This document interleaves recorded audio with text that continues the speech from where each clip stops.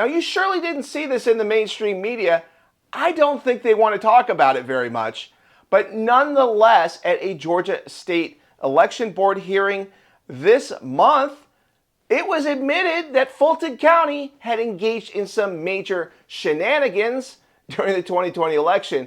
Now, of course, we all knew that things were very much suspect during the 2020 election in Fulton County, but it has been really decided that there was early voting that should not have counted in the 2020 election, and this is a bigger story than the media wants to make it out to be. Now, on December 9th this year, the Georgia State Election Board did not dispute that 315,000 early votes in 2020 were illegally counted.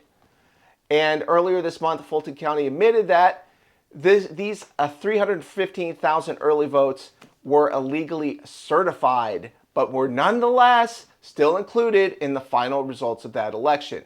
Now, I want to give you the backdrop of all of this. We have Fani Willis going in front of the Georgia State Senate and explaining how Donald Trump was guilty of engaging in a criminal conspiracy to contest the election results in Georgia, and that his remarks to Raffensperger about finding 11,000 votes, etc., was taken completely out of context because he was talking about suspect votes that weren't properly counted or certified. And there were zero tapes. And if you're very familiar with the workings of elections, you know these zero tapes are critical for verifying results. They have to be zeroed so that make sure that no previous election results or other results are conflated and tallied in with the official results of the new election.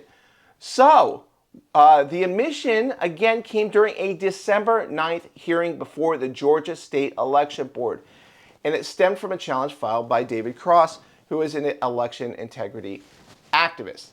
So Cross filed the challenge with SEB in March 2022, and here we are years later.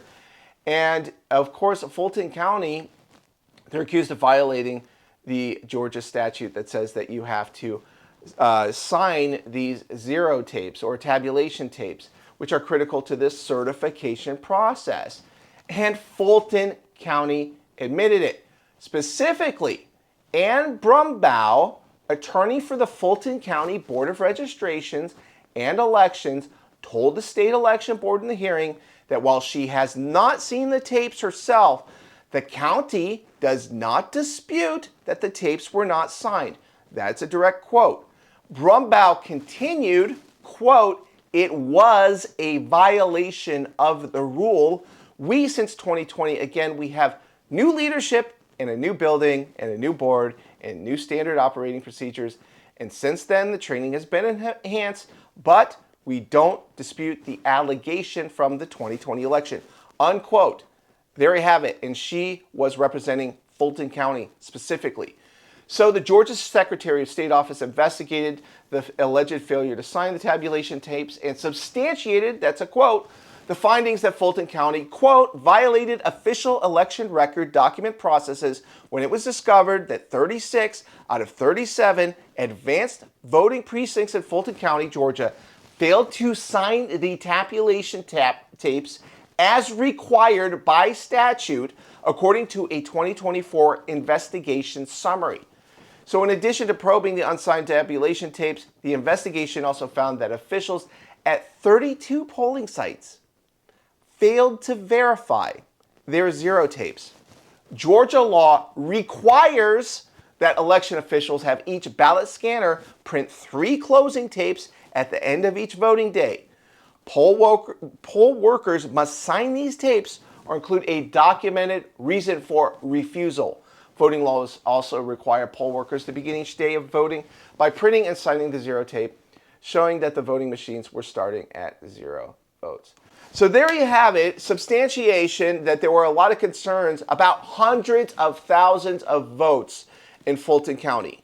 Not a few hundred, but hundreds of thousands of votes. That would be more than enough to call into question whether the state was won legitimately by Joe Biden. So there you have it. And this story, you can also read it at the Federalist. There's documentation there of it. You can also see hearings at my X account at Kyle N.A. Becker. There is some more information about this, including hearing footage. But weigh in with your own thoughts about this.